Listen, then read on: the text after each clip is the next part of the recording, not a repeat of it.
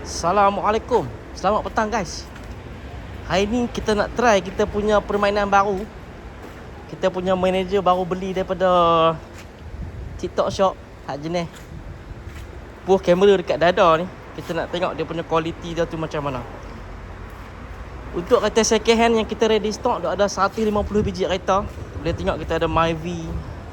Kat sini kita ada Vios. Kita ada macam-macam lah. Kalau hampa berminat dengan kereta baru pun kita ada. Kedai kita dekat Alostak ada 2 biji kedai. Satu dekat sini Jalan Sultanah. Dan dekat satu dekat Jalan Langgang. Okey dah. Macam kita tengok Toyota Vios kali ni, yang ni kita bagi sekali dengan waranti untuk enjin dan gearbox selama 2 tahun. Macam kereta-kereta baru macam ni tahun 2022 pun kita boleh bagi juga waranti. Ni Myvi Evan 2022. Dan kita ada Beza 2023, Honda Jazz pun kita ada. Kita ada Honda City. Yang ni Velfire baru masuk stok, baru sampai. First time guna datang ni. Dia jadi janggal sikit. Okay, dekat sini kita ada Alza model baru. Dia nampak macam warna hitam. Sebenarnya bukan warna hitam. Warna dia vintage brown.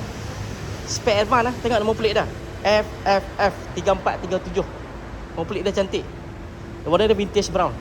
Spec Advan 2023. Masih lagi waranti dengan Prodo. Mileage pun rendah. Kereta macam baru lah. Kalau anak Alza Festive pun kita ada. Yang ni HRV 2019. HRV 2019. Nampak tak? Tu. Dan kat sini kita ada Yaris. Kita ada Yaris 2022 spec G. Okey. Jadi siapa-siapa yang berminat nak sembang pasal dokumen, pasal prosedur loan, nak tanya pasal proses dan macam mana, boleh terus contact kita dah.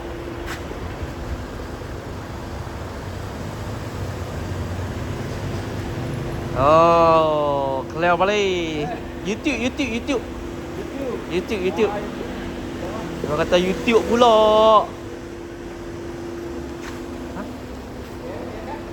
Apa dah? Customer main mana?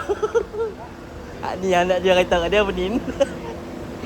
Okey, assalamualaikum.